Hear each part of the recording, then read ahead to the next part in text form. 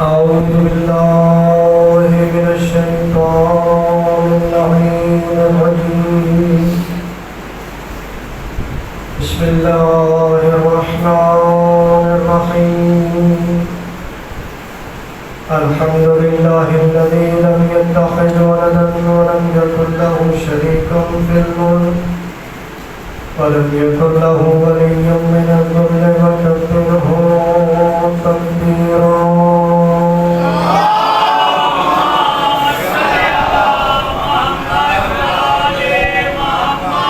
والصلاة والسلام تحية والإكرام للرسول المصدق المصطفى الأمجد المخلود الأحمد أبي القاسم محمد. اللهم صل على محمد وآل محمد وأهل بيته الطيبين الطاهرين المعصومين المنتقمين المنتجبين المطهرين الذين أذهب الله عنهم الرجس وطهرهم تطهيرا. اللهم صل على محمد وآل محمد واللعنة دائمة على أعدائه أجمعين من يومنا هذا إلى قيام يوم الدين. أما بعد فقد قال رسول الله صلى الله عليه وآله وسلم: بسم الله الرحمن الرحيم. إني طارد فيكم الثقلين كتاب الله وعترتي أهل بيتي ما إن تمسكتم بهما لن تضلوا بعدي أبدا فإنهما لن يفترقا حتى يرد علي الحوض. اللهم صل على محمد وآل محمد. ہے خالق کائنات بانیان کے اس پر خلوص سے تمام کو قبول منظور فرمائے. الہی آمین. مالک کائنات ان کے توفیقات خیر میں اضافہ فرمائے. الہی آمین. مالک کائنات ان کے مرحومین کے درجات بلند فرمائے. الہی آمین.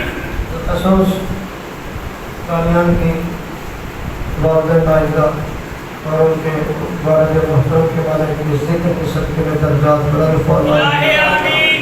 مالک کائنات بانیان کی پریشانیوں کو دور فرمائے. الہی آمین. کاروبار کے حوالے سے جاب کے حوالے سے جتنی مالک ان کی پریشانیاں ہیں اس ذکر کے صدقے میں بیمار کربلا کی گواہی کے صدقے میں پروردگار ان کی ان تمام پریشانیوں کو دور فرما. الہی آمین.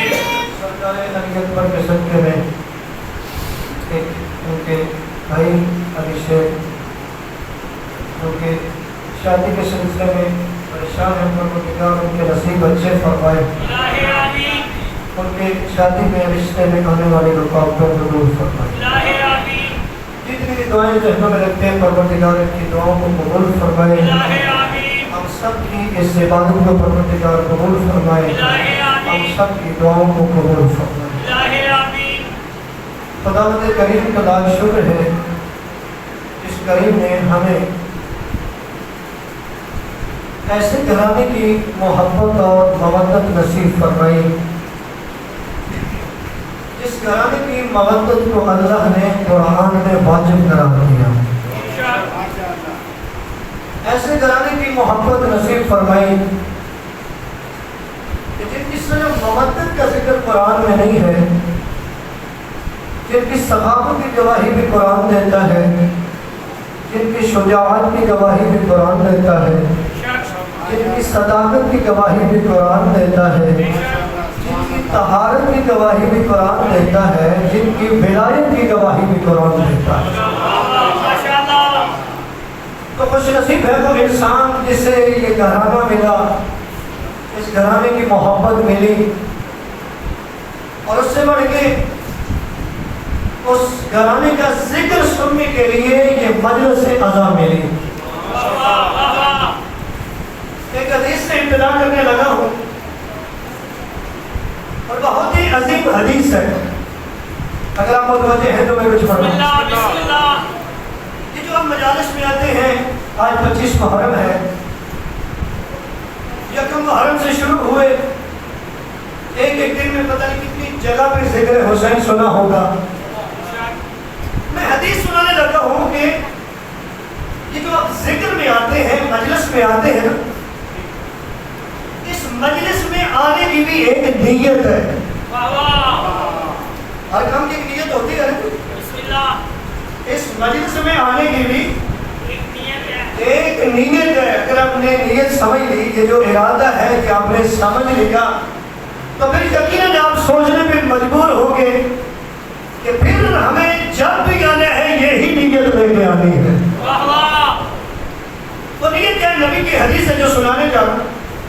نبی اعظم فرماتے ہیں جو شخص اپنے گھر سے نکلے اس نیت سے، اور ہے بسم اللہ. نبی کیا فرما رہے ہیں؟ جو شخص اپنے گھر سے نکلے اس نیت سے، اس ارادے سے کہ میں ایسی جگہ پہ جا رہا ہوں جہاں علماء آئیں گے، صاحبان علم آئیں گے، میں وہاں جاؤں گا، مجھے علم کا ایک باب سیکھنے کو ملے گا، مجھے علم کی ایک بات سیکھنے کو ملے گی. تو نبی فرماتے ہیں جو یہ ارادہ لے کے چلے، جو یہ نیت لے کے چلے، وہ اس زمین پہ نہیں چل رہا ہوتا، وہ جنت کے راستے پہ چل رہا ہوتا.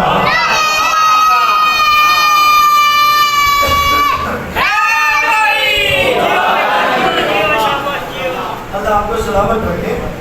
ابھی میں نے آپ کی بات کی، اب حدیث میں تھوڑا سا میں بہت بات کر دوں کہ نبی عالم نے فرمایا کہ اگر آپ اس نیت سے چلتے ہیں، یہ ارادہ لے کے چلتے ہیں میں ایسی جگہ پہ جا رہا ہوں جہاں صاحبان علم آ رہے ہیں، علماء آ رہے ہیں، اور جب میں علم کا کوئی بات سیکھوں گا، کوئی علم کی بات سیکھوں گا، تو اگر تو آپ کا یہ ارادہ ہے، یہ نیت ہے، اب مفہوم عرض کر دوں تو مقصد شاید یہ ہو، آپ کو سمجھایا جا رہا ہو کہ جب آپ یہ نیت لے کے چلیں گے تو آپ لاہور کی گلیوں میں، لیکن اصل میں جنت کے راستے پر چل رہے ہو.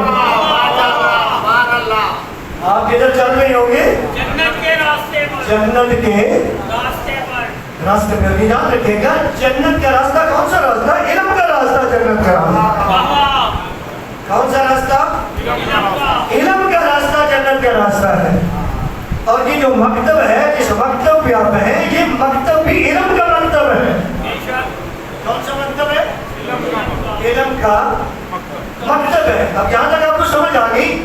یقیناً آپ سوچ رہے ہوں گے نا کہ جب بھی ہمیں آنے تو مقصد یہ لے کے آنے کہ میں کچھ سیکھوں. اور ہے نہیں، میں کچھ سیکھوں. اور سیکھوں کیا؟ علم کی بات.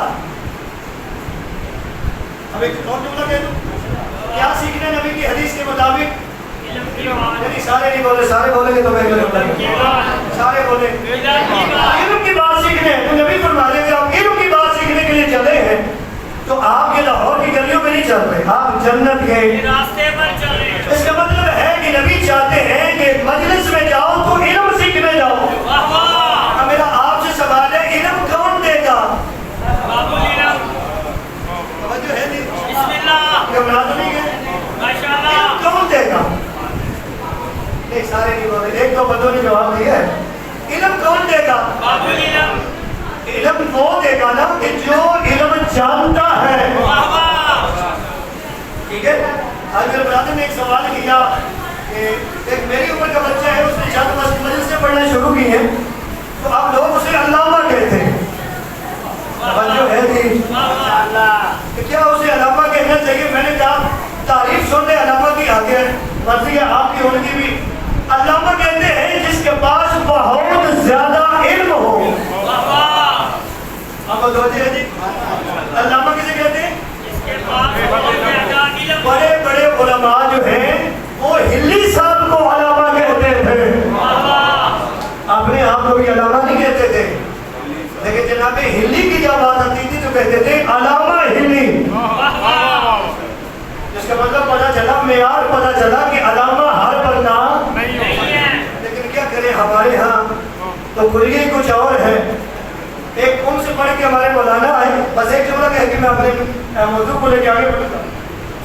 ایک سے علامہ آئے، تو مجلس پڑھنے کو موقع ملا، اور آپ جانتے ہیں نا کہ جو اناؤنسمنٹ کرنے والا ہوتا ہے وہ تو بڑے بڑے خطاب دیتا ہے، ایسے ہی ہے جی، بڑے بڑے خطاب دیتا ہے، چاہے پڑھنے والے میں ہے نہیں ہے، خطاب بڑے بڑے. تو عالم دین جو خود سے پڑھ کے آئے تھے وہ بیٹھے تھے، سن رہے تھے، جو بھی آئے نا وہ اس کا اعلان کرے تو کہ خطیب النصر فلاں علامہ صاحب ہے جی،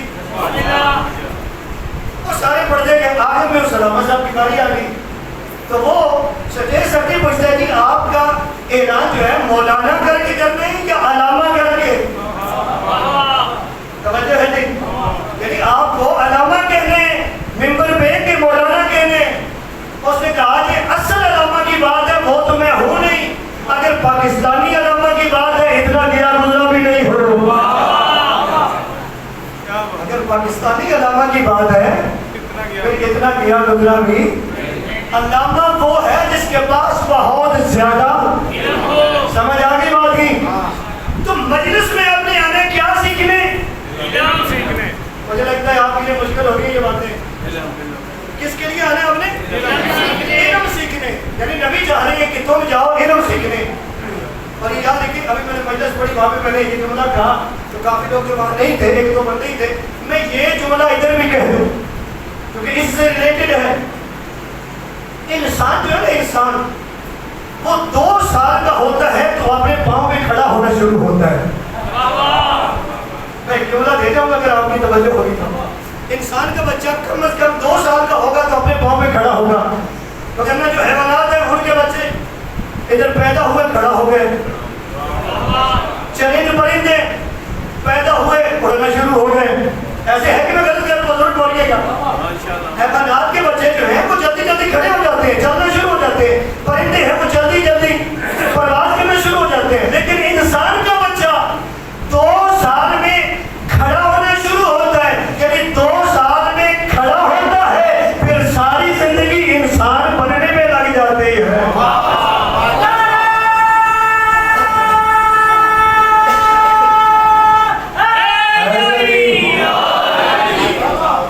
2 سال میں کھڑا ہوتا ہے پھر ساری زندگی لگتی ہے انسان بننے میں. اور وہ بھی کوشش کرے گا تو بنے گا. اگر کوشش نہیں کرے گا تو اللہ جنوں اور انسانوں کے بارے میں، کچھ ایسے جن اور انسان ہیں جن کے بارے میں اللہ کہہ رہا ہے کہ بعض جن اور انسان ایسے ہیں جن کو میں نے جہنم کے لیے بنایا ہے. آگے وجہ بیان کی کیوں؟ اس لیے کہا آنکھیں رکھتے ہیں دیکھتے نہیں ہیں، زبان رکھتے بولتے نہیں ہیں، کان رکھتے ہیں سنتے نہیں ہیں، دل رکھتے ہیں سمجھتے نہیں ہیں. فرمایا یہ جانور ہیں. کیا ہے یہ؟ جانور ہیں. آگے فرماتا ہے پروردگار کا اضل سبیلا، بلکہ یہ جانوروں سے بھی زیادہ گمراہ ہے. اس کا مطلب ہے یہ جو آنکھیں ہیں، یہ جو زبان ہے، یہ جو کان ہیں، یہ اللہ نے دیے ہیں استعمال کرنے کے لیے. توجہ ہے جی، استعمال کرنے کے لیے دیے. اور اللہ نے دے کے آپ کو اختیار دیے. بہت ساری اللہ نے چیزیں آپ کو دی، اختیار دیے کہ یہ تم استعمال اچھے طریقے سے بھی کر سکتے ہو، برے طریقے سے بھی کر سکتے ہو. مثلا آنکھیں ہیں، یہ آپ جائز طریقے سے بھی دیکھ سکتے ہو، ادھر بھی دیکھ سکتے ہو جدھر اللہ چاہتا ہے، ادھر بھی دیکھ سکتے ہو جدھر اللہ ناپسند کرتا ہے. زبان ہے وہ بھی بول سکتے ہو جو اللہ چاہتا ہے، وہ بھی بول سکتے ہو جو اللہ ناپسند کرتا ہے. کان ہے وہ بھی سن سکتے ہو جو اللہ چاہتا ہے، وہ بھی سن سکتے ہو جو اللہ نہیں چاہتا. لیکن ایک بات یہ ہے کہ اللہ نے بتا دیا ہے ادھر دیکھو کہ مجھے پسند ہے، ادھر دیکھو کہ مجھے ناپسند ہے. یہ بولو کہ مجھے پسند ہے، یہ بولو کہ مجھے ناپسند ہے، یہ سنو کہ مجھے ناپسند ہے، یہ سنو کہ مجھے پسند ہے. یہ ہاتھ ہے کبھی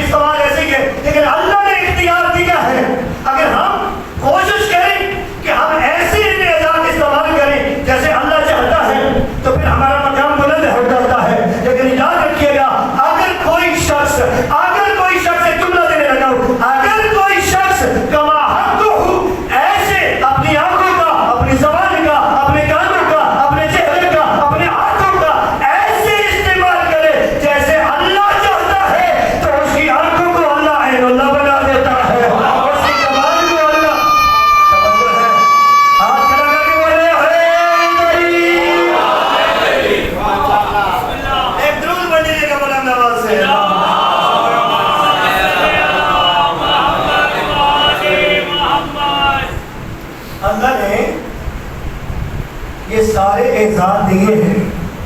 اور ہے جی بسم اللہ. تھوڑا بھی بولو نا لیکن بات سمجھیے. اللہ نے یہ اعزاز دیے ہیں, آنکھ ہے, زبان ہے, کان ہے, ہاتھ ہے, یہ اللہ نے دیے. جائز ناجائز بھی بتا دیا. اِنَّا هَدَيْنَاهُ السَّبِيلَ فَإِمَّا شَاكِرًا وَإِمَّا كَفُورًا. اِمَّا شَاكِرًا وَإِمَّا كَفُورًا. اللہ نے ہدایت کا راستہ بتا دیا. اب تیری مرضی اللہ کرے کفران نعمت کر, اللہ نے بتا دیا. لیکن اگر کما حق کو ہوا ایسے استعمال کریں جیسے اللہ چاہتا ہے, تو اللہ کہتا ہے کہ آنکھیں تیری نہیں, یہ اللہ کی آنکھیں ہیں. ٹھیک ہے, تو یہ چیزیں ہمیں دی اللہ نے, اختیار بھی دیا. لیکن اللہ نے کچھ ایسی چیزیں بھی رکھی ہیں کہ جن کا اختیار ہمیں نہیں دیا, جن کا اختیار ہمیں نہیں دیا. مثلا اللہ فرماتا ہے یہ خلق کرنے کے اختیار میں نے بندے کو نہیں دیا. وَرَبُّكَ يَخْلُقُ مَا يَشَاءُ وَيَخْتَارُ. فرمایا یہ خلق کرنا صرف اللہ کا کام ہے. عقیدہ سننا چاہتے ہیں؟ یہ خلق کرنا, ابھی آپ نے سنا نبی آدم کی بات سنی, اگر تو آپ اس نیت سے چلے کہ علم کی بات سیکھنی ہے تو پھر آپ جنت کے راستے میں چل رہے ہیں. کدھر چل رہے ہیں؟ جنت کے راستے پہ چل. تو ان باتوں کی تلاش میں رہنا چاہیے. بھائی یہ اللہ نے چیزیں دی, اختیار دیا, لیکن کچھ چیزیں ایسی ہیں جن کا اختیار اللہ نے نہیں دیا. خلق وہ کرے گا, بندہ بھی کرے گا, لیکن وہ کہہ رہے کہ منتخب بھی میں کروں گا, کوئی اور نہیں کرے گا. اِنَّا هَدَيْنَاهُ الْهُدَىٰ. پروردگار فرما رہے ہیں, پروردگار فرما رہے ہیں کہ یہ ہدایت کی ذمہ داری میری ہے. کیا جی؟ ہدایت کی ذمہ داری میری ہے. میں ہادی بناؤں گا, بندے نہیں بنائیں گے. بسم اللہ. ہادی کون بنائے گا؟ سارے بولو. اللہ بنائے گا. کون بنائے گا ہادی؟ اللہ بنائے گا. یہ قرآن ہے نا, اور قرآن وہ کتاب ہے جس میں کوئی شک نہیں کر سکتا, کیونکہ ابتدا میں کہا ذالک کتاب لا ریب فیہ, یہ وہ کتاب ہے جس میں شک نہیں ہے. تو پتہ یہ چلا کہ یہ وہ کتاب ہے جس میں شک نہیں ہے. تو دوسری بات میں کہتا رہتا ہوں کہ قرآن میں شک نہیں ہے, اگر کوئی اس میں شک کرے تو وہ خود مشکوک ہو جاتا ہے. تو قرآن میں شک کرے, تو قرآن میں شک کرے وہ خود مشکوک ہو جاتا ہے. ایسے ہی ہے. تو قرآن کے اللہ کہہ رہے ہیں کہ ہدایت کی ذمہ داری میری ہے. کس کی ذمہ داری ہے؟ کس کی ذمہ داری ہے؟ سارے اللہ کی ذمہ داری. اور ہر دور میں کوئی ایک لمحہ بھی اللہ نے ایسا نہیں چھوڑا کہ جس میں ہادی نہ ہو, ہدایت دینے والا ہو. میں جملہ دینا چاہتا ہوں اگر آپ متوجہ ہیں تو. بھائی ایسا نہیں ہوا ایک لمحے کے لیے بھی کہ ہدایت دینے والا تو ہے نہیں, لیکن ہدایت دینے والے موجود ہیں. بے شک آپ چپ کر کے سن رہے ہیں, لیکن جملہ سن لیجیے گا. بھائی پروردگار تو اتنا کریم ہے کہ اس نے تو ابتدائی ہادی سے کی ہے.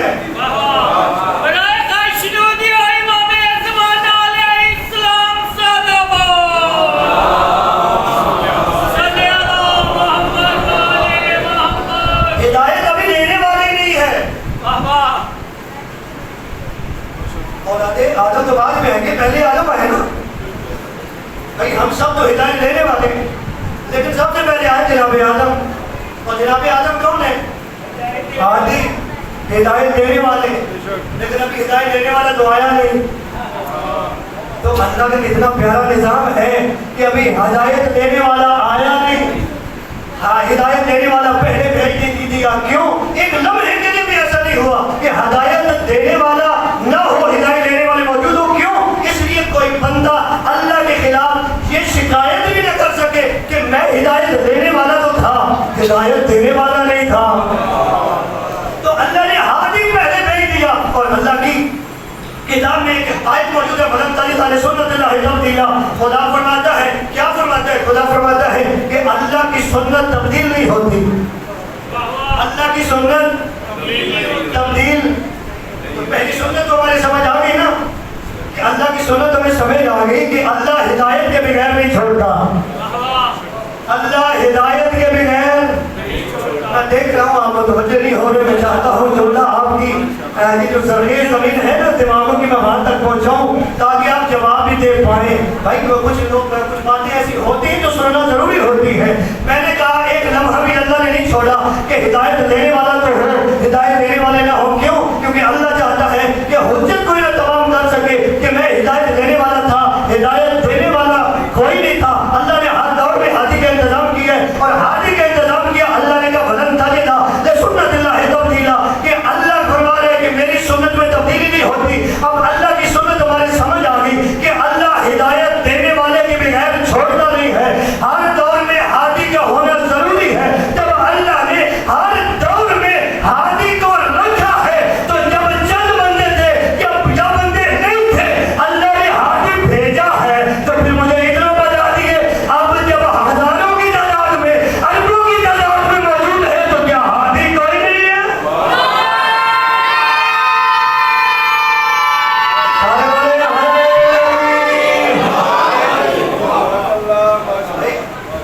جب ہدایت ابھی دینے والے کوئی نہیں تو ہادی آ گیا.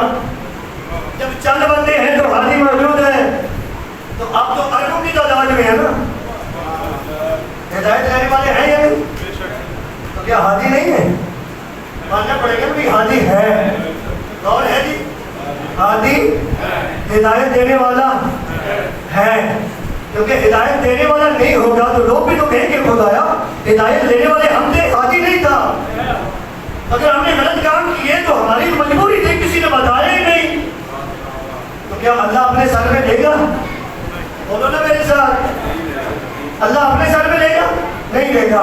اللہ نے ہادی بنائے ہیں. کیا کیا ہے؟ اللہ نے ہادی بنائے ہیں، اور جو پہلا ہادی بنائے ہیں اسی کو دیکھ کے آگے ہادیوں کا انتخاب بھی کرنا پڑے گا. انتخاب تو اللہ نے کر دیا، ہم نے تو تلاش کرنے. اور جب پہلا ہادی بنایا تو اللہ کی سنت یہاں بھی نظر آئی. جناب آدم کو جب بنایا تو دو قسم کے لوگ تھے، دونوں معصوم تھے. توجہ ہے؟ جناب آدم بھی معصوم، فرشتے بھی معصوم. مجھے اتنا بتائے بھائی ہیں دونوں معصوم. اللہ نے کہا میں بنانے والا ہوں، فرشتوں نے کہا اسے بنائے گا جو ظلم کرے گا، خون ریزی کرے گا. اللہ نے کہا جسے میں بناتا ہوں وہ ظالم نہیں ہوتا. ایسے نہ سنو، میں کچھ پڑھنا چاہتا ہوں اگر آپ متوجہ ہیں تو. بھائی جو اللہ کہہ رہا ہے جسے میں بناتا ہوں وہ ظالم نہیں ہوتا. خواہش بھی ظاہر کی، اللہ نے امتحان دیا، جب نام بتائے پوچھے، جناب آدم نے بتا دیے. ملائکہ نے کہا پروردگار تو وہی جانتے جو تو نے بتایا ہے. اس کا مطلب ہے علم کے معاملے میں ناکام ہوئے، شکست ہوئی. سجدہ کیا جناب آدم کو، ہادی بنے جناب آدم. ہے جناب آدم بھی معصوم، فرشتے بھی معصوم، لیکن ہادی والا منصب نہیں ملا. تو میں حیران ہوں کہ یہ ہادی والا منصب تو اتنا طیب و طاہر ہے، اتنا پاک منصب ہے جو معصوم فرشتوں کو نہیں ملا، غیر معصوم بندوں کو کیسے مل سکتا ہے؟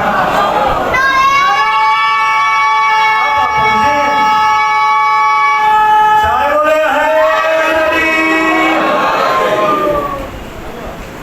سوچنے والی بات ہے یہ نہیں؟ جب معصوم فرشتوں کو یہ عہدہ نہیں مل سکا. اچھا میں آپ سے سوال کرتا ہوں، جناب آدم کے مقابلے میں جو فرشتے تھے معصوم تھے یا نہیں؟ اس پر مسلم تھی نا، عبادت بھی کامل تھی. جو رکوع میں ہے وہ رکوع میں ہے، جو سجدے میں ہے وہ سجدے میں ہے. کسی کی ہوا پہ نہیں گرانی. کوئی وحی کا امین ہے، لیکن منصب کسے ملا؟ جس کے پاس علم تھا. بات علم سے چلی تھی چلی. کسے منصب ملا؟ ہدایت والا، ہدایت دینے والا کسے ملا؟ اور مجھے ممبر کی تقدس کی قسم ہے، چیلنج ہے تمام دنیا کو. اللہ نے 1,24,000 نبی بنائے ہیں.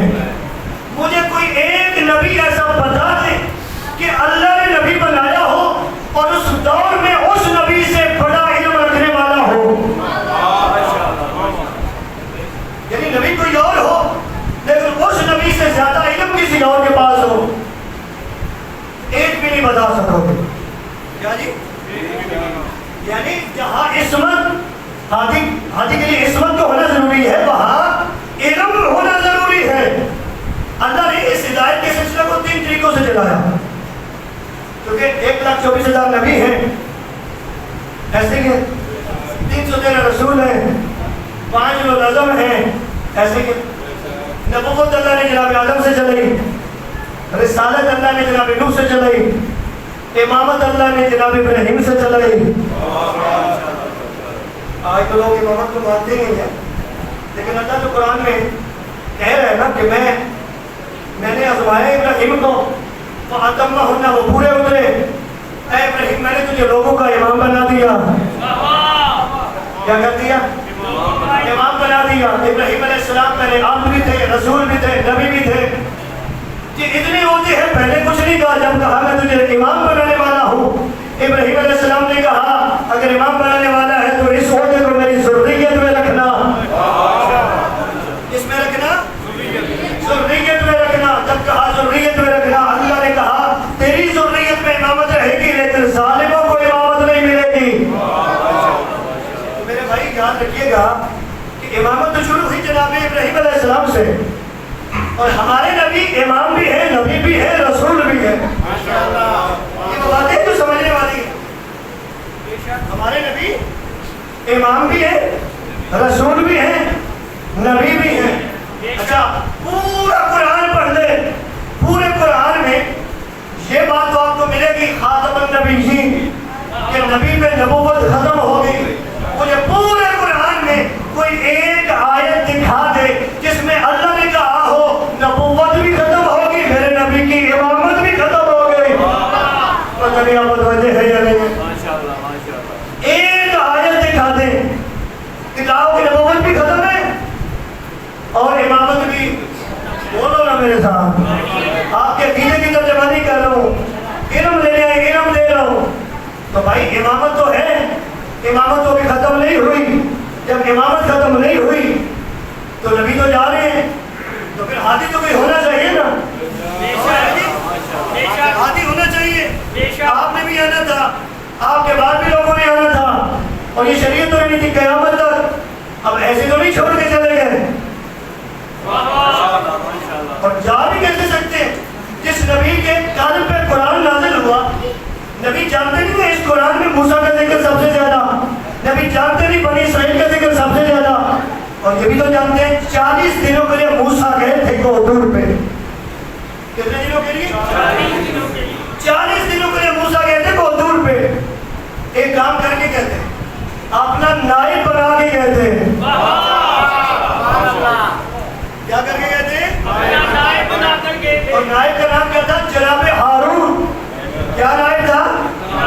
ہارون۔ ہارون کو نائب بنا کے کہتے ہیں۔ 40 دنوں کے لیے گئے تو ہم نائب بنا کے گئے تاکہ یہ امت گمراہ نہ ہو جائے۔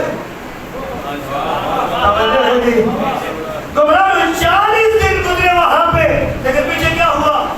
سامری نے بچھڑا بنایا، بچھڑا بولا، جناب ہارون سمجھاتے رہے، لیکن چند لوگوں کی علاوہ گمراہ ہو گئے۔ میں کچھ لینا چاہتا ہوں، چند لوگوں کے علاوہ دوسرے گمراہ ہو گئے، پچھلے کو معبود بنا لیا۔ تو پھر مجھے کہنے دیجئے کہ جب موسیٰ گئے انہیں فکر تھی اپنی امت کی، نائب بنا کے گئے تھے، اور جانا بھی تھا 40 دنوں کے لیے۔ ہارون کو بنا کے گئے، نبی ایسے چھوڑ کے چلے گئے تھے۔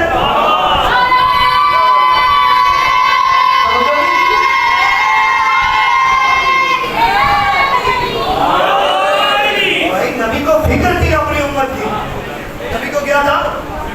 فکر تھی اپنی امت کی، جانتے تھے کہ اگر میں ایسے چھوڑ کے چلا گیا تو میرا بھائی موسیٰ جو ہے وہ تو 40 دن کے لیے گیا تھا، تو لوگوں نے پچھلے کو معبود بنا لیا، سامری نے گمراہ کر دیا۔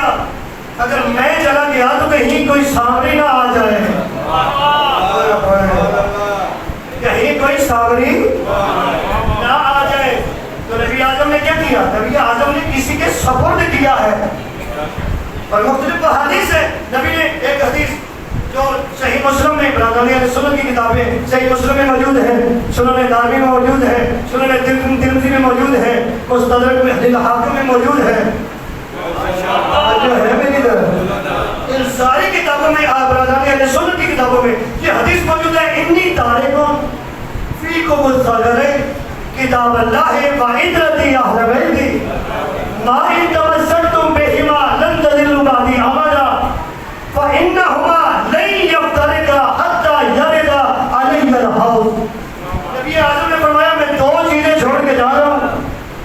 کتنی؟ آپ بولیں گے تو مجھے سمجھ آئے گی کہ آپ مجھے سننا چاہ رہے ہیں. کتنی چیزیں چھوڑ کے جا رہا ہوں. کون کہہ رہے ہیں؟ نبی کہہ رہے ہیں. اور پتہ نبی کو ماننا کیسے ہوتا ہے؟ نبی کی بھی ماننی ہوتی ہے.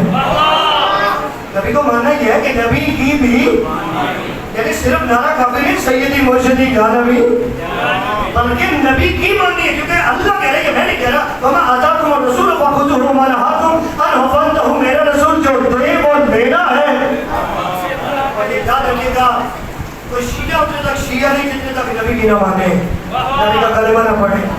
اور کوئی سنی اتنے تک سنی ہو نہیں سکتا جتنے تک محمد رسول اللہ نہ پڑھے. کوئی چاہے شیعہ ہے یا سنی ہے، ماننی تو نبی کی پڑے گی. اب نبی کہہ رہے ہیں میں 2 چیزیں چھوڑ کے جا رہا ہوں. کتنی چیزیں نہیں؟ بڑی پیاری بات آگے. 2 چیزیں چھوڑ کے جا رہا ہوں. ایک ہے قرآن، دوسری ہے میری عطرت اہل بیت. کیا ہے جی؟ میری عطرت، میری عطرت اہل بیت. کیا یہاں ختم ہوگی بات؟ فرمایا مَا إِن تَمَسَّكْتُم بِهِمَا لن تضلوا بعدی ابدا. بھائی جس چیز کا خطرہ تھا وہ اس میں موجود ہے. اس کا حل بتایا. ایک وعدہ کیا نبی نے، ایک وعدہ لیا امت سے. آپ وعدہ کرنے کے لیے تیار ہیں؟ توجہ ہے جی. اور دیکھیے گا پھر نبی نے کتنا عظیم وعدہ کیا آپ سے. وعدہ کیا کیا؟ نبی فرماتے مَا إِن تَمَسَّكْتُم بِهِمَا لن تضلوا بعدی ابدا. فرمایا میں 2 چیزیں چھوڑ کے جا رہا ہوں. ایک قرآن ہے، دوسری میری عطرت اہل بیت ہے. فرمایا جو ان سے تمسک رکھے گا. اب یقین کریں میری تقریر کا نچوڑ ہے، اگر آپ اس پہ بھی نہیں بول سکیں گے تو مجھے دکھ ضرور لگے گا کیونکہ میں محنت کر رہا ہوں. فرمایا مَا إِن تَمَسَّكْتُم، جو قرآن و اہل بیت سے تمسک رکھے گا، جو قرآن و اہل بیت کے دامن کو تھام لے گا، ہوگا کیا؟ اب یہ کیا ہے، یہ وعدہ کیا آپ سے اللہ کے نبی نے. جو ان سے تمسک رکھے گا، جو ان کے دامن کو تھام لے گا، ہوگا کیا؟ نبی فرمانے لن تضلوا بعدی ابدا، وہ کبھی گمراہ نہیں ہوگا.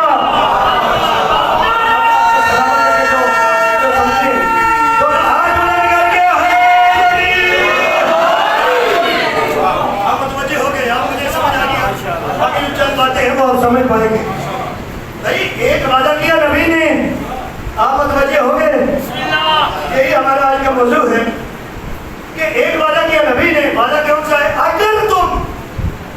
اگر میں بہت ساری باتیں ہیں، اگر میں بہت ساری باتیں اگر میں سمجھنے والا ہو تو اگر تم تمسک رکھو گے تو ہوگا کیا؟ فرمایا یہ تمہیں گمراہ نہیں ہونے دیں گے. یعنی پتہ یہ چلا اس اگر میں بات یہ ہے کہ نبی کہہ رہے ہیں کہ گمراہی سے بچنا ہے تو ان سے تمسک رکھنا ہے. اگر ان سے تمسک نہیں ہوگا تو گمراہ ہو جاؤ گے. کیا ہو جائے گا جی؟ گمراہ ہو جائیں گے.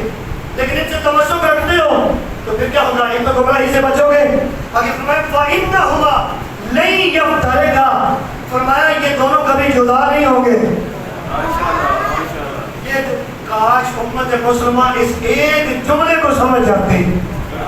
آپ یقین کریں مجھے ممبر کے تقدس کی قسم ہے یہ اتنے فرقے ہی نہ ہوتے. یہ جتنے فرقے ہیں نا کبھی اتنے فرقے نہ ہوتے. اگر ایک بات سمجھ جاتی نہیں یفترقا کہ نبی نے فرمایا جو میں 2 چیزیں چھوڑ کے جا رہا ہوں. ایک قرآن ہے، دوسری میری عطرت اہل بیت ہے. جو ان سے تمسک رکھے گا وہ کبھی گمراہ نہیں ہوگا. اور نبی فرمایا جن سے تمسک کو میں نے حکم دیا ہے یہ کبھی جدا نہیں ہوں گے. یعنی اکٹھے رہیں گے. کب تک؟ فرمایا حتی یلد علی الحوض. فرمایا یہاں تک کہ تم یہ حوض کوثر پر میرے پاس لے کے آئیں گے.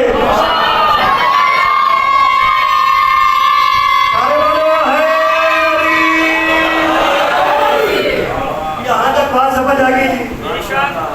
آگے سمجھ. یعنی حدیث کو سمجھے تو بڑی بات ہوتی ہے نا. اسی لیے تو ائمہ کی نبی اعظم کی حدیث پہ علماء نے کتابیں لکھی ہیں ایک ایک حدیث پہ. کیونکہ معصوم پہ بولے سمجھنے کے لیے وقت لگتا ہے. تو میں 2 چیزیں چھوڑ کے جا رہا ہوں. ایک قرآن ہے، دوسری میری عطرت اہل بیت ہے. جو ان سے تمسک رکھے گا، ان کے دامن تھام لے گا وہ کبھی گمراہ. یہ کبھی جدا نہیں ہوں گے. اگر تم ان سے تمسک رکھو گے یہ تمہیں میرے پاس حوض کوثر پہ لائیں گے. اب حوض کوثر پہ جانے کے لیے پہلے موت آئے گی پھر قبر آئے گی. توجہ نہیں کر رہے. یہ سارے مراحل پہلے ہیں. تو اس کا مطلب پتہ چلا کہ قرآن و اہل بیت کو اگر آپ نے صحیح پکڑ لیا تو نہ موت کا کوئی خطرہ ہے نہ کوئی قبر کا خطرہ ہے نہ قبروں سے اٹھائے جانے کا کوئی مسئلہ ہے. لیکن شرط ہے کہ قرآن اور اہل بیت دونوں سے تمسک رکھنا. صرف قرآن بھی کافی نہیں ہے. صرف قرآن بھی کافی نہیں ہے. صرف اہل بیت بھی کافی نہیں ہے. اگر اہل بیت کو چھوڑ کے قرآن کو پکڑا قرآن فائدہ نہیں دے گا. اگر قرآن کو چھوڑ کے اہل بیت کو پکڑا اہل بیت فائدہ. یہ جو شرک ہو رہا ہے کیوں ہو رہا ہے؟ کیوں ہو رہا ہے یہ شرک؟ اسی لیے ہو رہا ہے کیونکہ قرآن کو چھوڑ کے اہل بیت کو پکڑا ہے. میں کچھ کہنے والا تھا. اگر قرآن کو پکڑ کے اہل بیت کو پکڑیں تو کبھی بھی آپ شرک نہیں کریں گے. یہ کریں گے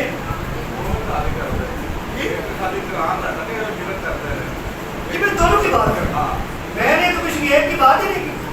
توجہ ہے جی. ہماری یہ جو مجالس ہوتی ہے بہت اچھے ادادار ہیں. بڑا اچھا انہوں نے پوائنٹ دیا تو میں چلو ایک جملہ پڑھاتا جاؤں. ہماری جو مجالس ہے ان کا نام کیا ہے؟ مجلس قضا اور مجلس حسین. ایسے ہی ہے. اچھا مجلس حسین میں آنے کے لیے کسی کو کوئی رکاوٹ ہے؟ کوئی بھی آ سکتا ہے نا. توجہ ہے جی. مجلس میں کوئی بھی آ سکتا ہے. جب کوئی بھی آ سکتا ہے تو پھر بات ایسی ہونی چاہیے کوئی بھی آئے تو وہ کچھ لے کے جائے.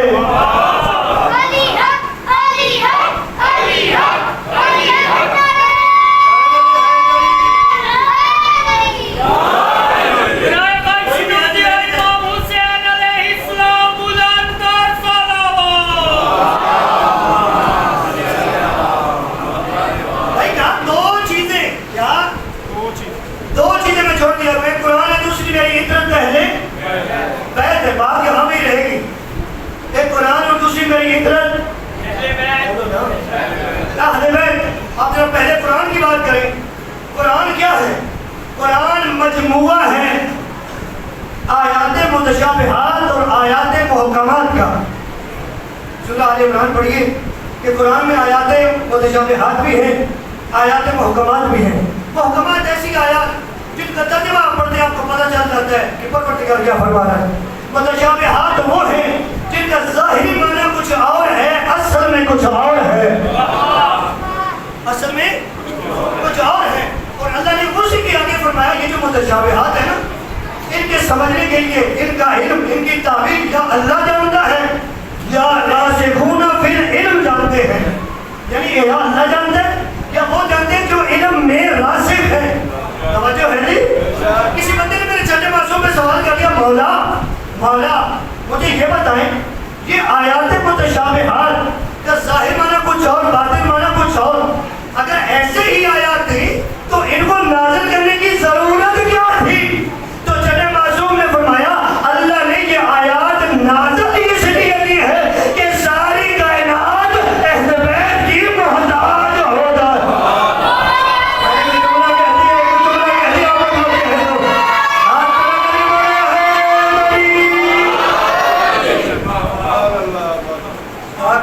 ساری کائنات آل محمد کی محتاج ہو. ایسے نہ کہتے ہیں کہ ہمارے لیے کتاب کافی ہے. انہیں مشکل بنے تو انہیں پتہ چلے کہ یہ کتاب کافی نہیں اس کے کچھ وارث بھی ہیں جو جانتے ہیں یہ کیا کہتی ہے. قرآن ثابت ہے تو کوئی قرآن ناطق بھی ہونا چاہیے. قرآن تو بولتا نہیں ہے. سمجھ رہے جی. قرآن بولتا نہیں ہے تو کوئی بولنے والا بھی تو ہونا چاہیے. تو قرآن جو بتائے کہ قرآن یہ کہہ رہے ایسے ہی ہے. اسی لیے ہی قرآن کے ساتھ اہل بیت کو رکھا کہ قرآن کو جو اصل جانتے ہیں وہ ہے اہل بیت. اور قرآن کیا ہے؟ دین کی نصاب کی کتاب. دین کیا ہے تمہیں قرآن بتائے گا. لیکن قرآن تو کہے گا اقیموا الصلاۃ نماز پڑھو. لیکن مجھے کیا پتا بدر کی کتنی پڑھنی ہے مغرب کی کتنی پڑھنی ہے, ظہر کی کتنی پڑھنی ہے. بھائی قرآن نے تو کہہ دیا نماز پڑھو بھائی, جو مرضی کا پڑھو نا. پھر توجہ ہے, جو مرضی کا پڑھو, پڑھ سکتے ہو. نہیں جو نہیں بول رہے آپ کا کیا پروگرام ہے بھائی؟ جو مرضی پڑھ سکتے ہو. مثلا فجر کی 4 پڑھ لو, نہیں باقی پڑھ لو گے. عصر کی جو ہے وہ 3 پڑھ لو, نہیں مغرب کی 2 پڑھ لو. نہیں صحیح نہیں کر رہے, کیوں؟ قرآن کہہ رہے نماز پڑھو, بتائیے ہے نہیں کتنی پڑھنی ہے؟ تو آپ کا جواب کیا ہے بھائی؟ قرآن نماز بتا رہے نماز پڑھنی ہے تو اہل بیت اور بعد سے قرآن بتائیں گے نہیں فجر کی 2 پڑھنی ہے. اللہ نے محتاج بنایا ہے اہل بیت کا. نبی اور نبی کی اہل بیت بتائیں گے کہ قرآن کیا کہتا ہے. یہی تو مسئلہ ہوا. اتنے نے صرف قرآن کو لیا, آج تک انہیں قرآن کی سمجھ نہیں ہے. توجہ ہے جی, بسم اللہ. انہوں نے آج تک علم لو. قرآن علم ہے. قرآن کیا ہے؟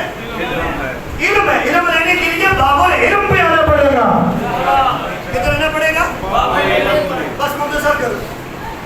اللہ ہم سب کو زیارات پہ لے جائے. سارے بولے اربعین پہ لے جائے پروردگار. اچھا جتنے بھی گئے ہیں نا وہ تائید کریں گے. جب آپ زیارات پہ جاتے ہیں, مسجد کوفہ میں جاتے ہیں, ایسے کہ بہت عظیم مسجد ہے. یہ وہ مسجد ہے جس مسجد میں مولا متقیان ایک مقام ہے دقت القضاء. جو گئے ہیں وہ تائید کریں گے.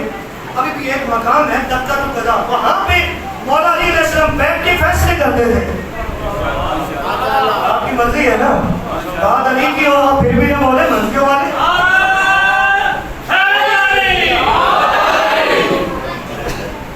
بھائی وہاں بیٹھ کے علی فیصلے کرتے تھے. کیا کرتے تھے بھائی؟ علی وہ ہستی ہے اور آپ کا مقدر ہے. علی آپ کو امام ملا کہ نبی فرماتے ہیں میرے بعد سب سے بڑا قاضی علی ہے.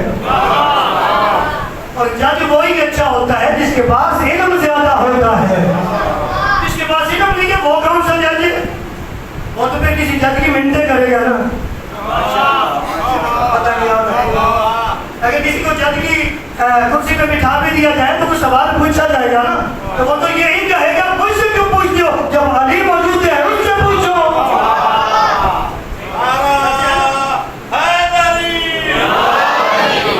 بھائی اس سے پوچھو نا.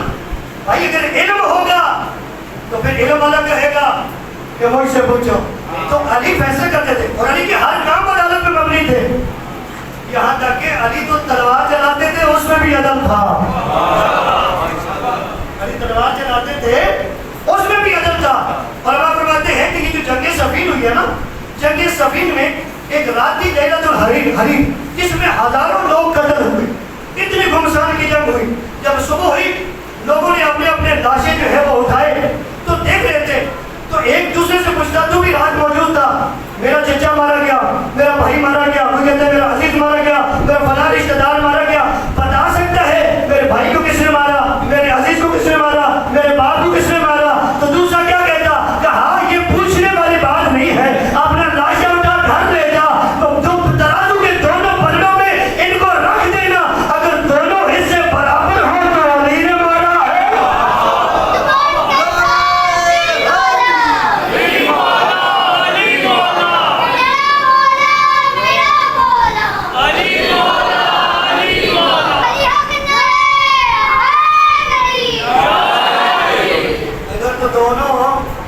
برابر ہو, کیونکہ علی جب تلوار مارتے تھے نا برابر ٹکڑے ہوتے تھے.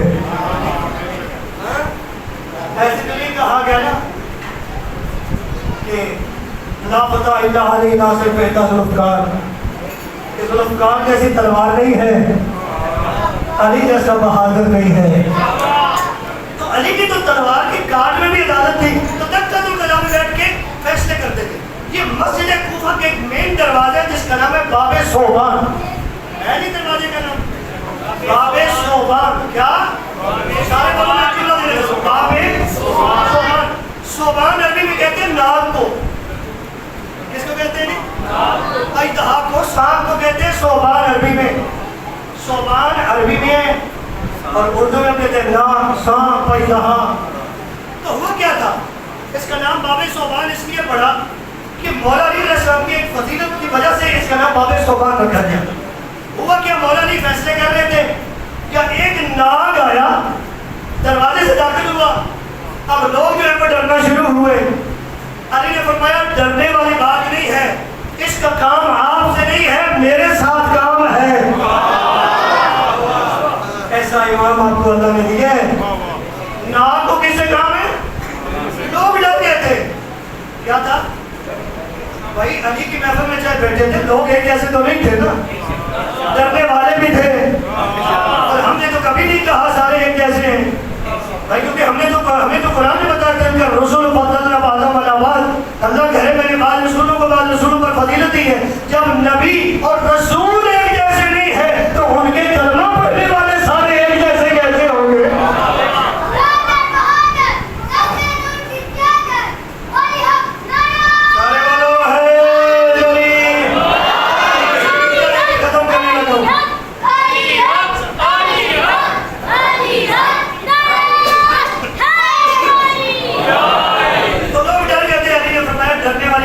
اس کا کام آپ سے نہیں، میرے ساتھ کام.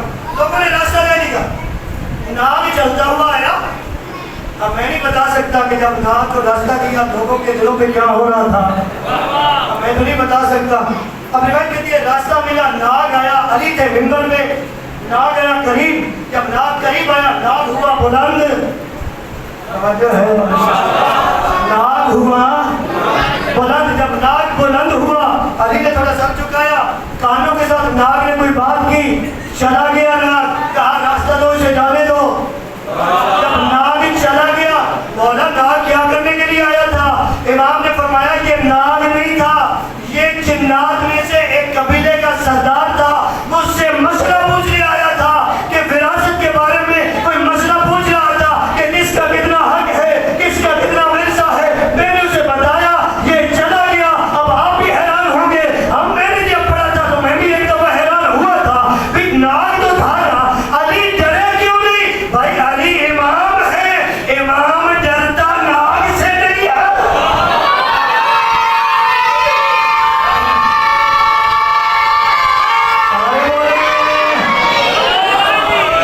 یاد رکھیں جو سانپ سے ڈر جائے وہ امام.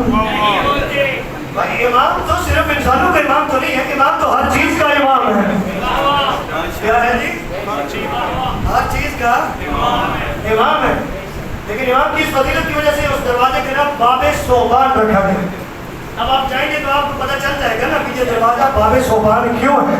ایسے ہی ہے. لیکن علی کا ایک بہت بڑا دشمن ہے، یہ بات نہیں کروں گا تو وہ بدل دے گا.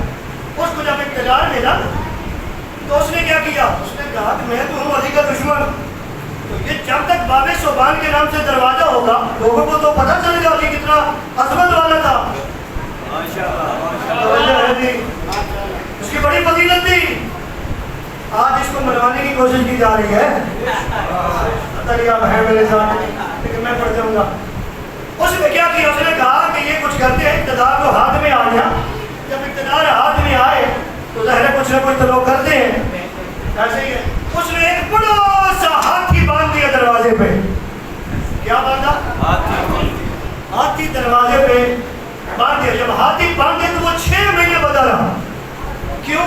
اس لیے جب ہاتھی 6 مہینے بندہ رہے گا لوگ دیکھتے رہیں گے تو پھر ہوگا کیا؟ لوگوں کی نظر میں وہ ناگ نہیں ہوگا، ہاتھی ہوگا.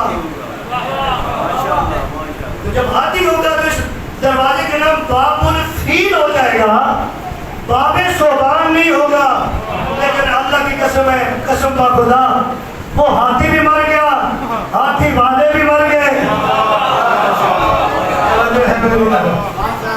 وہ ہاتھی بھی مر گئے، ہاتھی والے بھی مر گئے. علی کی فضیلت آج بھی موجود ہے، وہ باب ثوبان بھی موجود ہے. میں ایک جملہ اور دیتا جو لوگوں نے تو بڑی کوشش کی ہے کہ علی کی فضیلت والی نشانیاں مٹائی جائیں، لیکن اللہ جو بلند کرنا چاہتا ہے کیسے مٹا سکتے ہیں؟ اب آپ بولیں آپ کی مرضی، اب نہ بولیں آپ کی مرضی. کتنی کوشش کی ہے کہ کعبے کی درار کا نشان مٹایا جائے. مرضی ہے آپ کی، مرضی ہے آپ کی.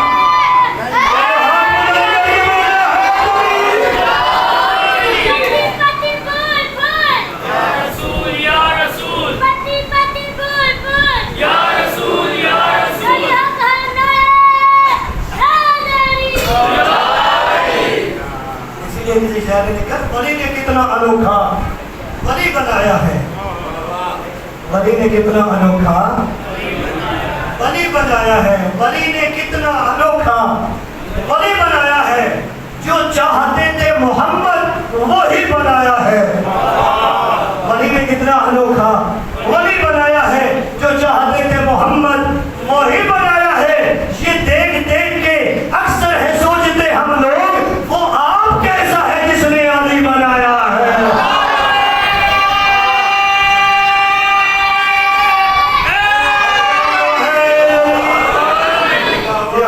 اللہ آپ کو سلامت رکھے۔ تو یہ دروازے کا نام کیا ہے؟ باب صوبان۔ امام وہ ہے جو پرندوں کی زبان بھی جانتا ہے، حشرات الارض کی زبان بھی جانتا ہے۔ بھائی یہ جنات سے تھا کہ ناگ ہی بن کے کیوں آیا؟ سمجھے ہے جی؟ چلو جی سستی کی آج ذکر ہو رہا ہے۔ ہوا ایسا کہ ایک دفعہ شیطان ابلیس امام سید الساجدین نماز پڑھ رہے تھے، بہت بڑی عالمی یاد ہے۔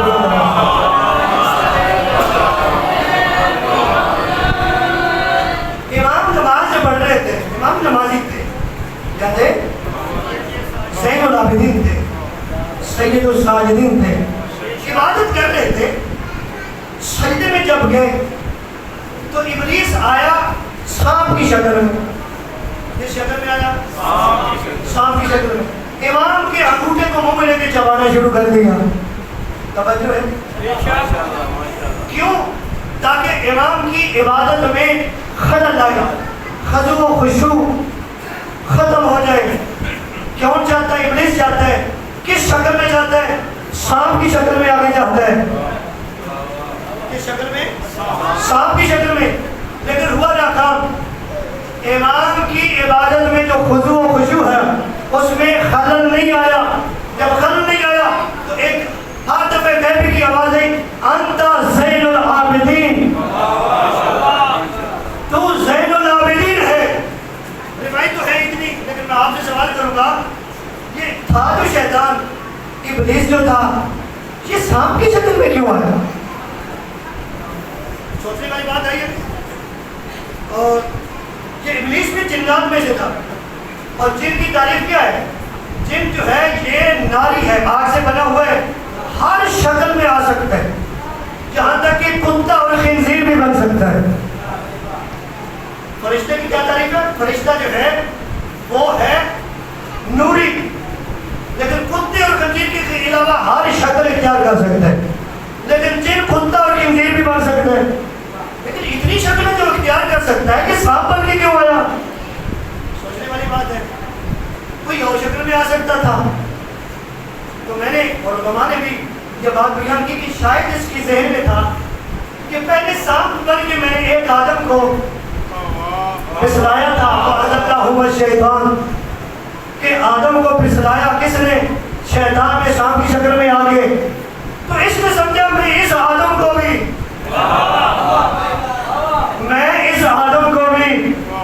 شاید ایسے خضوع و خشوع میں خلل آ جائے، میں کچھ کر دوں، لیکن یہ جانتا نہیں تھا آدم کی منزل اور ہے، یہ سید الساجدین ہے۔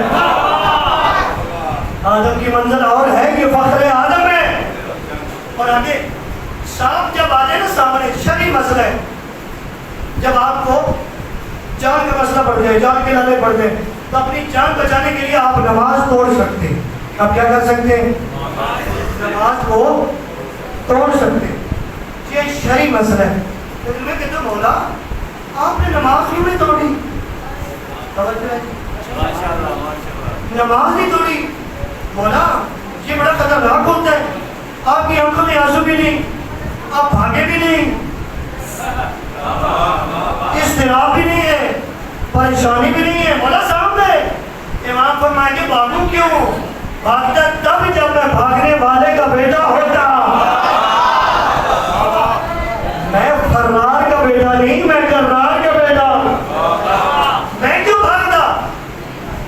تو امام نہیں بھاگے، امام کے خضوع و خشوع میں فرق نہیں آیا۔ ایسے اللہ نے ہمیں امام دیے کہ جن کی عبادت میں ذرہ برابر فرق نہیں آیا، خضوع و خشوع میں فرق نہیں آ سکتا، اور یہ میرا امام، بس چند باتیں، یہ وہ میرا امام ہے کہ تبلیغ کے لیے سب سے مشکل وقت اس میرے امام کو ملا. تبلیغ کے لیے سب سے مشکل وقت اس امام کو ملا ہے. وہ کس امام کو ملے؟ امام زین العابدین. آپ ملکی حالات دیکھ لیں، اتنا بڑا واقعہ ہو گیا، واقعہ کربلا، اور کیا کس نے؟ ہاتھ میں وقت نے. اور ہوا کیا؟ ساروں نے بیعت کر لی یزید کی. ایسے خوف میں آ گئے، جیسے بھی یزید کو مان گئے نا، کوئی یزید کے سامنے کھڑا ہونے کے لیے تیار نہیں تھا. ایسے جب واقعہ کربلا ہو گیا تو چند لوگوں کے علاوہ کوئی جناب سید الساجدین کے ساتھ کھڑا ہونے والا نہیں تھا. کیا جی؟ تو مشکل ترین وقت تھا نا. اب امام کے پاس دو راستے تھے، یا تو کوشش کرتے کہ اپنی فوج اکٹھی کرتے، اس کو یزید کو اور اس کی فوج کو راستے سے ہٹاتے، یا پھر کیا کرتے؟ مصلحت پروردگار سمجھتے ہوئے ایک اور راستہ اختیار کیے دین کی تبلیغ کے لیے. کیا کرتے؟ کیونکہ امام جانتے تھے کہ چند لوگ ہیں میرے ساتھ، اگر میں کھڑا ہو جاتا ہوں یزید کے مقابلے میں تو یہ لوگ کتنا کریں گے؟ امام کی نظر میں ایک ہدف تھا، اور وہ ہدف تھا دین. توجہ ہے؟ امام نے کہا کہ نہیں، میں مصلحت پروردگار کے تحت میں دوسرا راستہ اختیار کروں گا. کیا کروں گا؟ امام نے مصلحت پروردگار کے تحت دوسرا راستہ اختیار کیا. کھلا کھلا تبلیغ بھی نہیں کر سکتے تھے. امام نے کیا کیا؟ دعاؤں کے ذریعے دین کو پھیلایا. اللہ کرے ہم امام کی دعائیں پڑھیں. کتنی عظیم کتاب ہے صحیفہ سجادیہ، اللہ کرے ہم پڑھیں. امام کی جو دعا ہے، امام نے آل محمد کی اس میں فضیلت بھی بیان کی، امام نے اس میں توحید کو بھی بیان کیا، امام نے اس میں اللہ کے عدل کو بھی بیان کیا، امام نے اس میں نبوت کو بھی بیان کیا، امامت کو بھی بیان کیا، قیامت کو بھی بیان کیا. امام نے اصول الدین اور فروع الدین کو بیان کیا. تبلیغ کی امام نے. اور یہ یاد رکھیے گا، یہ دعائیں جو ہیں ہمارے لیے یہ تحفہ ہے، گفٹ ہے. اگر آپ کا قریب وائرل ہے، اگر آپ دیکھیے گا سوشل میڈیا پہ، ایک انٹرویو میں ہم سے پوچھا گیا جناب امام خمینی علیہ رحمت کے حوالے سے، تو جناب آقا راپر نے کیا فرمایا؟ فرمایا کہ میں نے امام خمینی سے پوچھا تھا کہ یہ جو انقلاب اسلامی ایران آیا ہے یہ کیسے آیا ہے، یہ کیسے ممکن ہوا؟ اتنا مشکل کام تھا کہ ایران میں انقلاب آ گیا. تو امام خمینی نے فرمایا کہ دو دعاؤں کا نتیجہ ہے انقلاب ایران. کیا ہے جی؟ دو دعاؤں کا نتیجہ ہے. کیا ہے؟ انقلاب ایران. کون سی دعائیں؟ تو امام خمینی نے بتایا، ایک دعا کا نام ہے دعائے کمیل، دوسری کا نام ہے مناجات شعبانیہ. یعنی یہ دو دعائیں جو ہیں انہوں نے مجھے اتنی پاور دی کہ میں وقت کے فرعون کے سامنے کھڑا ہو گیا اور انقلاب ایران آ گیا. ہمارے پاس یہ دعائیں موجود ہیں، ہم نے ان دعاؤں کو چھوڑ دیا. یہ عزاداری، یہ مجالس، یہ میراث ہے سید سجاد کی. کیا ہے جی؟ یہ میراث ہے سید سجاد کی. لیکن اس کے ساتھ ساتھ یہ صحیفہ سجادیہ بھی میراث ہے سید سجاد کی. اور ایک اور کتاب ہے رسالۃ الحقوق، یہ بھی میراث ہے سید سجاد کی، جس میں حقوق بیان کیے گئے. میں آپ سے سوال کرتا ہوں، اگر ابھی اعلان کیا جائے کہ جب مجلس ختم ہوگی تو نبی اعظم کا یا امام حسین علیہ السلام کا کرتا ہے جو آپ کو دکھایا جائے گا، تو آپ میں سے کوئی بھی ایسا ہے جو دیکھے بغیر چلا جائے؟ زیارت کیے بغیر چلا جائے؟ چلو اور آگے بڑھتے ہیں. آپ کو کہیے کہ میں علم لایا ہوں، وہ والا علم جو سرکار عباس کے روزے پہ لگا تھا، بدلا گیا، میں خوش نصیب ہوں، مجھے علم ملا ہے، تو وہ دکھایا جائے گا. تو آپ کیا کہیں گے؟ آپ کہیں گے کہ مجلس کے بعد ہم بھی سرکار عباس کے علم کی زیارت کریں گے، تو مجھے اتنا بتائیں وہ قوم جو علم کی زیارت کرنا چاہتی ہے، وہ قوم جو امام حسین علیہ السلام کے کرتے کی زیارت کرنا چاہتی ہے، جو رسول خدا کے لباس کی زیارت تو کرنا چاہتی ہے، جو رسول خدا کے منہ مبارک کی زیارت تو کرنا چاہتی ہے، سید سجاد کی میراث ہے صحیفہ سجادیہ، ہم نے کتنا انصاف کیا؟ کیا ہم نے پڑھی ہے؟ کیا ہم نے اس سے کوئی سیکھا ہے؟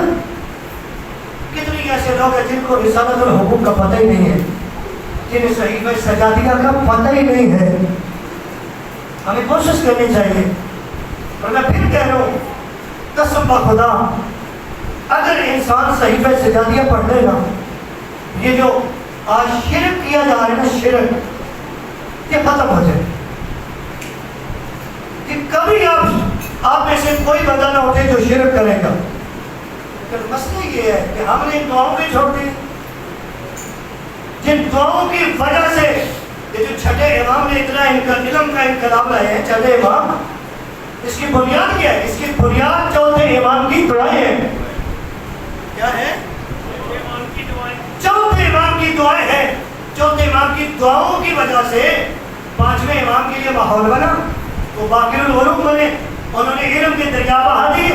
پھر چھٹے امام کو وقت ملا، انہوں نے یونیورسٹی بنائی، 15 زبانوں میں لوگوں کو تعلیم دی، کیونکہ علماء نے لکھا کہ 15 ممالک کے لوگ تھے جو آگے امام سے کسب فیض کرتے تھے، اور امام ہر کسی کو انہی کی زبان میں درس دیتے تھے۔ ٹھیک ہے، افریقہ علم کا دین ہے، اور یہ جو علم ہے ہمیں سیکھنا ہے، اور یہ علم پہنچانے کے لیے تیرے چوتھے امام 35 سال خون روئے۔ اللہ کرے میں تجھے پڑھ لوں، آپ سن لیں۔ یہ دین اسلام پہنچانے کے لیے تیرے چوتھے امام 35 سال خون روئے ہیں۔ خون بھی روتے تھے، دعاؤں کی صورت میں تبلیغ بھی کرتے تھے۔ مقصد کیا تھا؟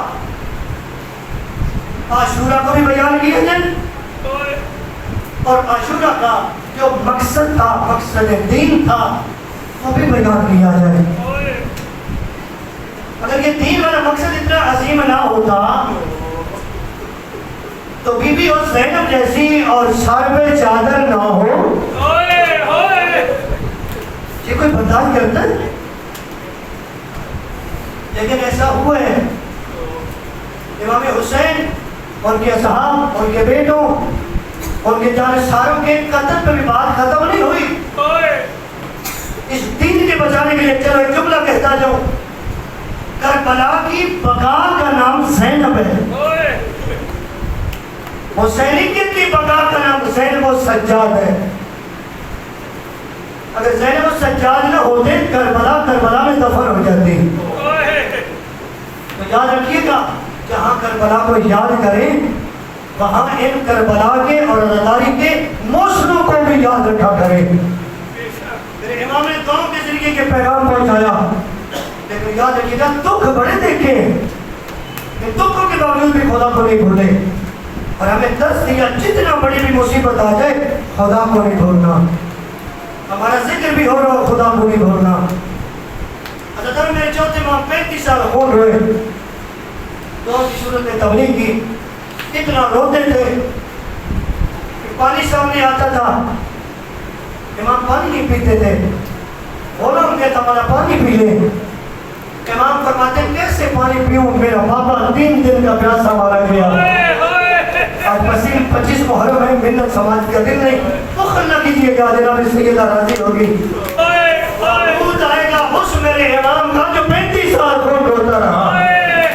آج 25 محرم میں 25 دن روئے ہیں نا، جتنا بھی روئے ہیں آپ پانی روئے ہوں گے نا، رونے کا حق ادا نہیں ہوا، رونے کا حق ادا کیا ہے جناب زینب نے، رونے کا حق ادا کیا سید سجاد نے۔ حضرت علی مظلوم کربلا پانی سامنے آتا، فرمایا کیسے پیوں، میرا بابا پیاسا مارا گیا۔ حضرت علی کھانا سامنے آتا، نوکر کھانا رکھتا، امام کھانا نہیں کھاتے تھے، مالا کھا لو. امام فرماتے کیسے کھانا کھاؤں, میرا بابا بھوکا مارا گیا. اتنے ظلم ہوئے میرے امام پہ, اور میرے امام کی دعاؤں کا یہ اثر ہوا.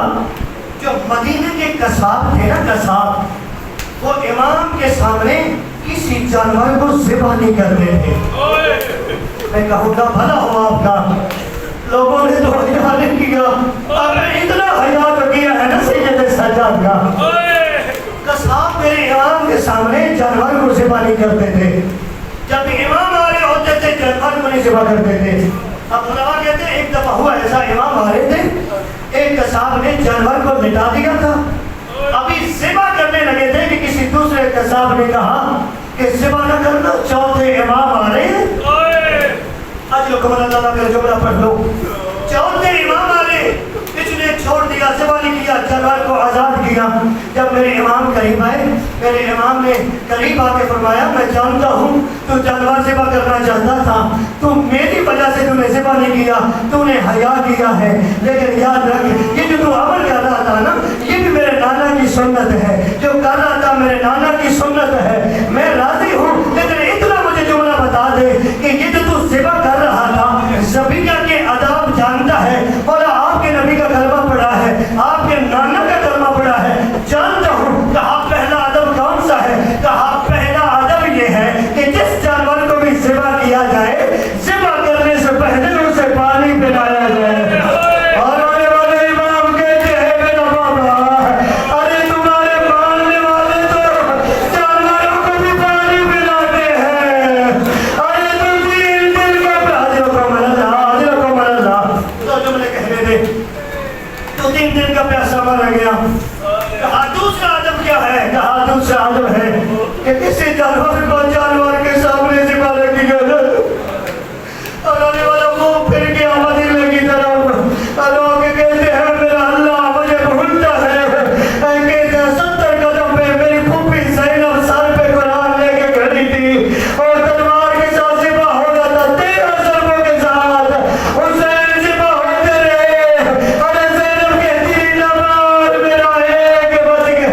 اجرکم اللہ, اجرکم اللہ, اللہ تیرے آنسو قبول کرے. اسلام کے سوا کوئی غم نہ دیکھے. اس طرح امام نے بڑی مصیبتیں دیکھی, بڑے دکھ دیکھے. عزاداروں کا بازار میں, شام کے بازار میں ایسا بھی موقع آیا تھا, ایسی بھی منزل آئی تھی, بس 1 منٹ میں میں ختم کرنے لگا ہوں, 1 منٹ میں. عزاداروں کا ایسا بھی موقع آیا تھا جب بدماشوں کی بھیڑ بڑھی. میرا پڑھنا آسان ہے, آپ کا سننا آسان ہے. بدماشوں کی بھیڑ ہے, درمیان میں علی کی بیٹیاں ہیں, سارے کھلے ہیں.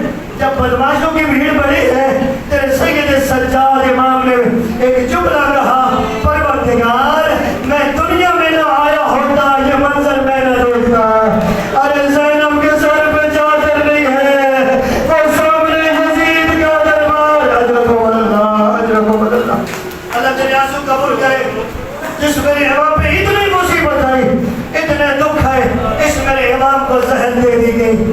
اور انہیں والے جب زہر دی, اتنی مشکل زہر دی, میرے امام نے تڑپنا شروع کیا.